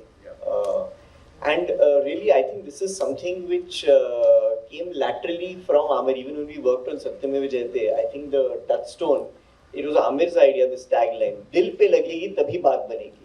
I think it's such an important thing even for development. कि कोई भी चीज दिल पे लगेगी तभी वो उसका एक जन आंदोलन बन सकता है. And we tried to carry that ethos into Paani. I won't get into now the origins of the show, because, of the... We'll also run out of time. Running out of time. One segment. I'll just quickly talk about team building. In team building, so first, let me share with you the structure of Paani. So Paani has in every block, or taluka as we call it in Maharashtra, taluk or block, we have a team, or had a team at the time of the water cup of 2 persons. So 2 persons who were the taluka coordinators had the responsibility for a taluka of up to 100 gram panchayats, which is a very large area to work in. And from day one, our philosophy was that this taluka coordinator team, and we had both young men and women, they are Paani Foundation. It is not Aamir Khan, it is not Satya, it is not the corporate donors. They are not just the face and the voice and the hands and the feet, but emotionally they own it. They are Paani Foundation. And unless and until they are Paani Foundation, they're never going to succeed in our mission. So the one thing we never did was, which well-meaning people had suggested to us, various methods of tracking the performance of the taluka coordinators by, technology enabled. We are all familiar with what all technology can do. I said no. The only thing which we can use to track it is actually what happens on ground. If on ground we see that people love the process, if people own the process, it means it is working. If people don't feel that they own the process, then no matter how good your M&E and your paperwork is, you're not achieving either the output or the outcome. So then what are we in this for? So it's a very beautiful thing. Last night I was here for the dinner hosted by ISDM, and a young girl, she's probably here, Sanskruti kuthe aayega? Okay. So a young girl called Sanskruti, who I think is in some way connected with ISDM, came up to me and said, "Me Paani Foundation sati kaam karte, and I'm from a village called Diskal in Maan Taluka of Satara." Now she's never been on our rolls. When she says ki me Paani Foundation sati kaam karte, emotionally she owned it, and she owned it emotionally. Oh, so sorry. So basically, she said that, look, I work for Paani Foundation, and although, as I said, she's never been on our rolls, but she emotionally owns that process. And they emotionally own that process because the team which is on the rolls of Paani Foundation, they also emotionally own that process. So the whole process of team building has been extremely collaborative and based on an entrepreneurial approach. The Taluka team is the CEO of Paani Foundation for its geography, period. So that's been basically the approach, and a lot of other things flow from it. Good. How much time more do we have? Look, because I have one more question and I have a special segment with Aamir. 5 minutes. Okay, so I'm going to ask either of you to give me a maybe 2-minute, maximum 3-minute answer to a question. Again, traditional wisdom has been if you choose a problem and you've cracked it because you clearly cracked the water problem. You could basically take that template and go to Rajasthan, you could go to Uttar Pradesh, you could go to Madhya Pradesh. I know many other states would have been very welcoming with the work that you did in Maharashtra. But you chose to pivot, right? And I've visited some of the places you're doing work. I was in Amaravati earlier this year, and you are now working on holistic agricultural transformation, and the work is fascinating. You're already, I think, up to about 50,000 farmers, right? Why pivot? Why move from one facet of the problem, which is water, to, a much more complicated issue, which is, more difficult? And just give us a sense of that. Yeah, well, because we haven't solved the problem yet. Because, and Satya will take it in more detail, because we feel that there is a lot more to do before we can call it a platform that we can take elsewhere. Because we still have work in that. Water has, like any other commodity, two sides, demand side and the supply side. The thrust of our work in the first 4 years was on the supply side of water, which, as the film shows, there were large and very tangible successes. Those successes cannot be sustained without demand management. And demand management requires work in agriculture, because agriculture uses 90% of the entire water of this country. So if we have to have sustainable success in water, we must have sustainable agriculture. So how do you have sustainable agriculture unless that sustainable agriculture is economically lucrative? So again, bhashan will not work. You have to have a bazaar-driven approach. How do you make being water efficient economically prosperous, the best option? So again, we've designed a competition. It's called the Farmer Cup. We are now in year 3. You're there for every year, you know it. And Amit has actually visited many of our FPOs. We now work with over 4,000 FPOs, of which now nearly half of them are women-only FPOs who are doing absolutely marvelous work. And the headline number is basically that the first year an FPO is formed, they see 20% drop in per acre costs, 50% rise in productivity in per quintal basis, and typically up to 100% increase in bottom line in profits. So this is the circle with which we are hoping to complete the water story. So it is very much connected with water for us. Incredible. There's very much work in progress though. I think my last segment will probably take 2 minutes. So I'm going to get 30-second or maybe a 1 minute answer squeezed out from one of you.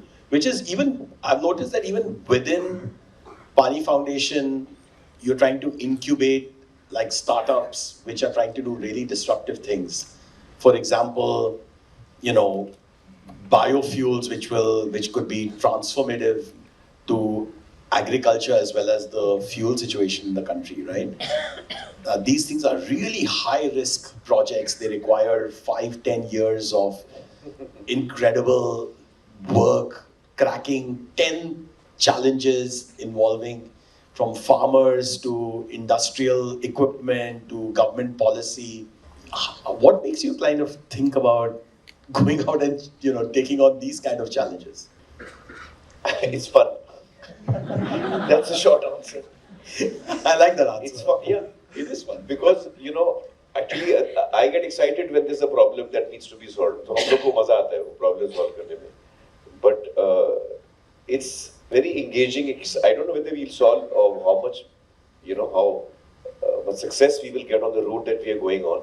But yes, we are experimenting, as you know, on this. Maybe Satya can chat a bit about it. Absolutely. For Aamir is like cracking the Rubik's Cube. So Aamir used to be crazy. He was trying to be the world's fastest for a long time. Terrific. Great. We're going to head to the last segment. This is, I'm not going to try to emulate Karan Johar, but we have a rapid fire round, Aamir, for you. Rapid fire? Yeah. You are emulating Karan. So I'm not. But if you do well, I'm going to ask ISDM to give you a hamper.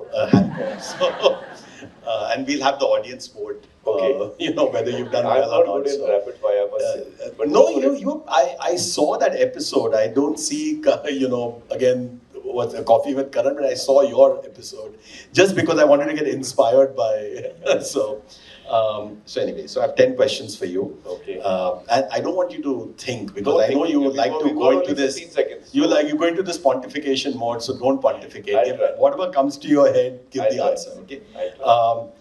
Could you have been even a bigger superhero if you hadn't given so much time to the social sector over the last decade? Yes or no?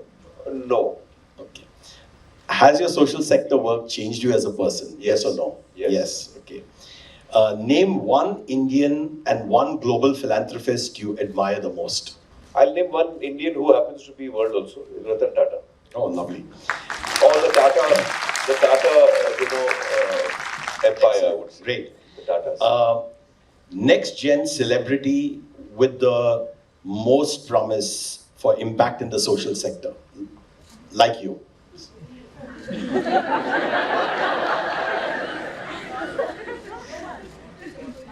Come on, chal yaar. अरे यार. बोल दे. We won't tell anyone. You tell me na. Nobody wants to know my view yaar. Celebrity के बारे में खास कर. Actually, why celebrity? I mean, I'm saying, celebrities are always looked upon and said, यार आप social work क्यों नहीं करते? I'm saying that should apply to all of us, whether you're a teacher, whether you're Aamir, a businessman. I told you don't think so much. Okay. If not the issue of farmers, what would have been the issue you might have for? What was second on that list for Satya and you? There was no other. There was only water. Okay. It was only water. Should the equivalent of CSR be applicable to celebrities? 2% of their time for the social sector.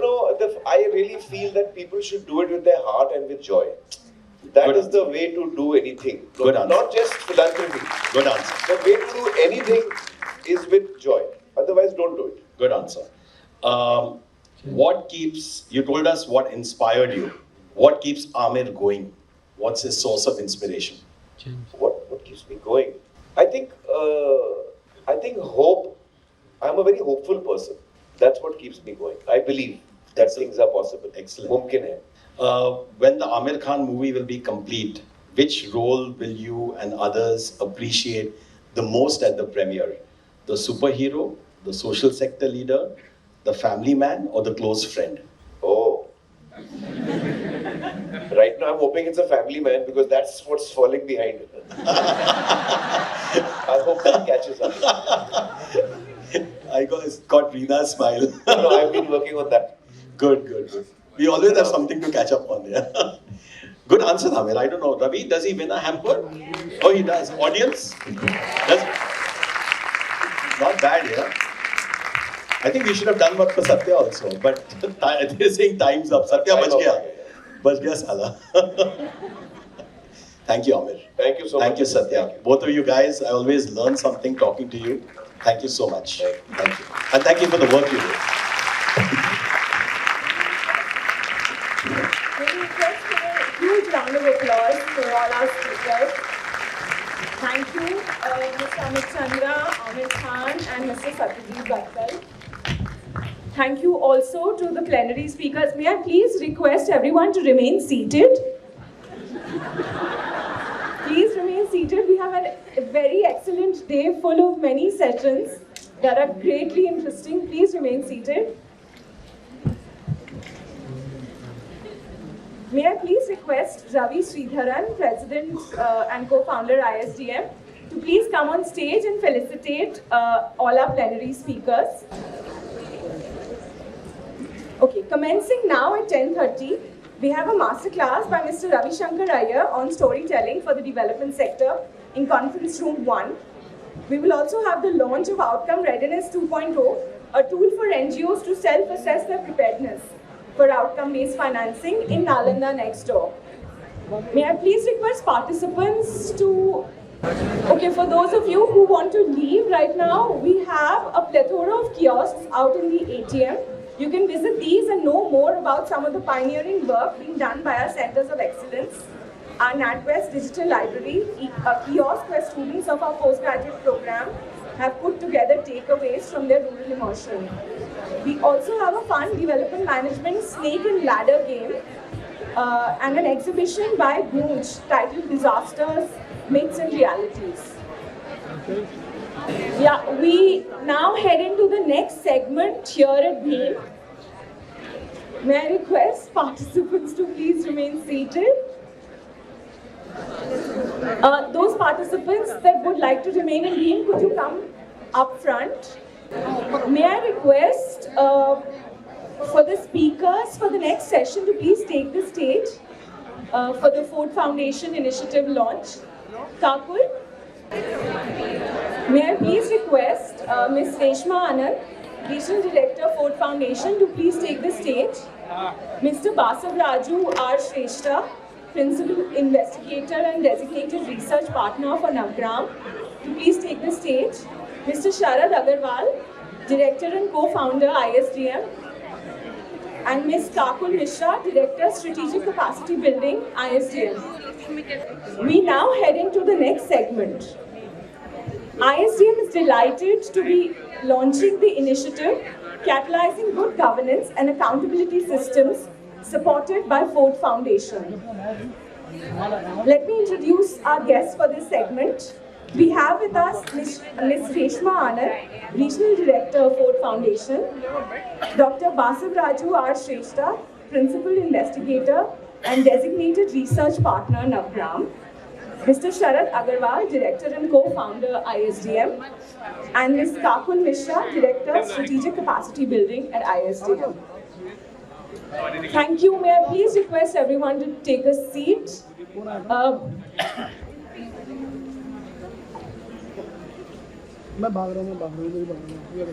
Yeah, thank you. May I now request Ms. Reshma Anand, Regional Director, Ford Foundation, to please share her thoughts on this initiative and its implications for the social impact sector. Yes, thank you. And a big thank you for everyone who chose to stay back in the room after that really soulful conversation that kicked off DoDM. तो दिल की बात तो हो गई, अब थोड़ा काम की बात करते हैं.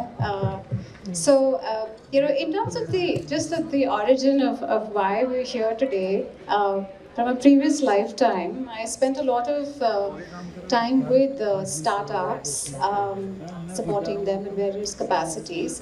And one of the key questions I would often ask would be, who are the first two hires? Who are you going to hire first, right? So lots of, comments would come, the sales head, business development, and so on and so forth. And it turned out that the advice to them always was that a lawyer and a good accountant are your first two hires, right? They're the investment that would pay off significantly. In the last decade of working with nonprofits across different foundations, what I've observed is that there is no dearth of the capacity building initiatives focused largely on, program teams. There's a lot of discussion on talent. And the question that I would often ask many of our partners is, who do you think in India wakes up every morning and says that they would like to head finance and accounting and governance in a non-profit organization, right? That aspiration doesn't exist. And with the recent spate of regulations as well, there's a lot of constraint on the supply side. So if you ask your partners, who are you reaching out to for counsel, you can do a large survey, a small survey, and you will get the exact same names repeatedly. There are fewer experts, and this is not a capability that can unfortunately be outsourced. And, it struck us, the penny dropped when after a due diligence conversation, one of our partners responded to us saying, you know what, we realized we don't need a CA, we need a regulatory lawyer in our team, right? And that actually gave us a sense that while we can do this one-on-one, how can this become, a capability that becomes part of the DNA of the sector as well? And, the conversation on resilience cannot just be about fundraising and cannot just be about hiring and organization development. Compliance is your armor for existence. Or if you want to use a COVID analogy or a COVID reference, it's like vaccination, right? Resourcing, fundraising will give you fuel to grow, but you also need to kind of protect and secure yourselves as organizations. This is really where I'm a great believer of serendipity, paths crossed with the ISDM team.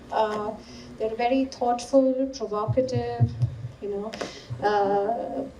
team. They'll challenge you, and I'm really delighted that they got where we were, coming from a vantage point of really looking at what was really hurting organizations in India. And I think the fact that they took it even beyond what we had originally envisaged has been part of the joy, since we're on joy today, of the process as well. I think it's also not just about doing another program, it's also creating a peer community for people who typically are very lonely. So it's also very often to ask your, finance heads, your CFOs, who are their friends, and they're far few in this space. So building that community, making sure that this is not one person's job, it's embedded in the DNA of the sector, and that, from leaders to professionals to individuals who believe in creating institutions that would last a lifetime. I'm very glad that we have ISDM as our partner, and delighted that we're here today where we're actually launching the initiative. So thank you, and I have 30 seconds to spare. We have a short video that has been put together to basically give a peek into this report, and we'd like to play it now. India's social sector is a critical pillar in the triumvirate of Samaj, Sarkar and Bazaar. It is a vibrant force, spending large sums of money and employing lakhs of people. Across the country, social purpose organizations are transforming lives. Yet, navigating complex regulations, meeting transparency and reporting standards remain significant challenges. The materials are not readily available. And in our sector, we normally are shouters actually. We only react, we say, ye nahi ho raha hai, wo nahi ho raha hai. Kya hona chahiye, we don't do it. Because we don't do that, so government, with their own wisdom, they do what they think is better. Right? ISDM commissioned a comprehensive study to gain deeper insights into the compliance and reporting landscape, focusing on the needs, challenges, best practices, and priorities of social purpose organizations in India. Navigating the complexities of statutory reporting, from FCRA filings and income tax regulations to GST compliance, labor laws, and corporate governance. It can be overwhelming, especially for small and medium-sized organizations. This challenge often limits their potential for sustained impact. We are proud to launch an initiative on good governance and accountability systems to strengthen governance and compliance best practices in the social sector. Through this initiative, organizations and professionals will receive hands-on training, resources, and expert support to navigate their requirements effectively. This holistic approach ensures that social purpose organizations are empowered to maintain high governance standards, foster accountability, and in the process, be able to expand and deliver sustained impact. Together, we can ensure the social sector remains vibrant, thrives, and creates a bigger, lasting impact on society and the planet. Join us on this journey of building stronger and resilient organizations. Thank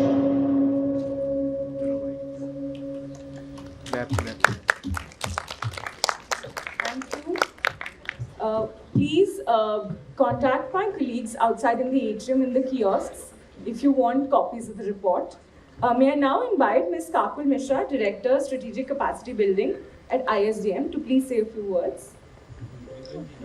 It will be literally few words. I think just two key messages. One is what Ravi spoke about, what Reshma was talking about, as much as there is an intention, there is a purpose, there is so much effort that's going on in driving social change.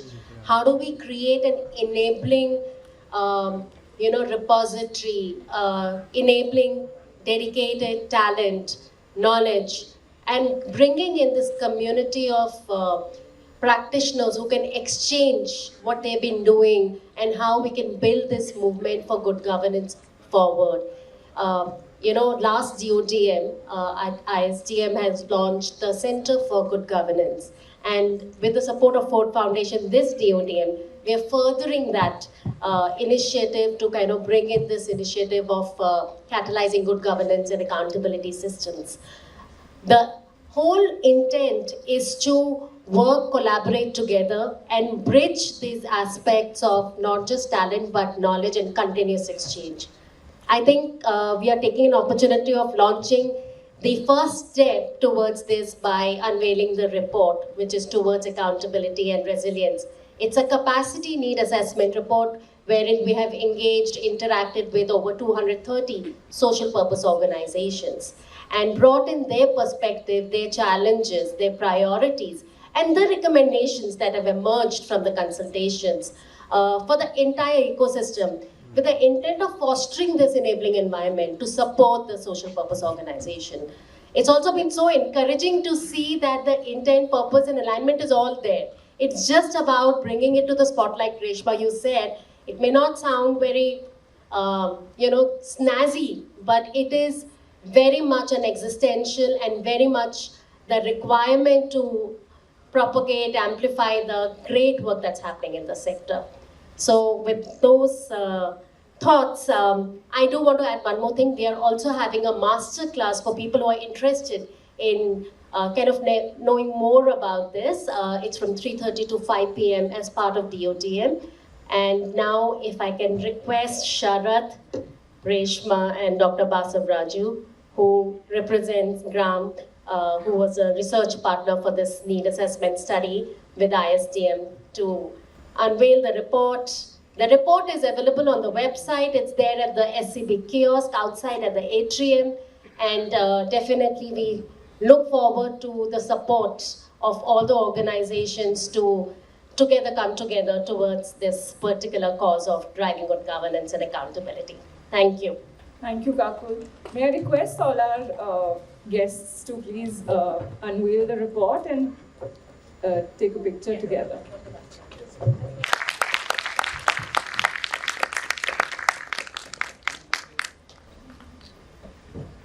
We are thrilled to announce the launch of ISDM CDSSI Code for Change 2024-25, a social sector hackathon. This time we will be building solutions on two themes: youth employability and climate resilience. Find your team and register soon for your favorite theme. Scan the QR code at the CDSSI kiosk outside in the atrium. The next session lined up at Bhim is titled Building Together for India at 2047, the evolving roles of Samaj and Sarkar. We look forward to seeing you all for this session. Please allow us 2 minutes to just change the setup of the stage before we can commence the next session.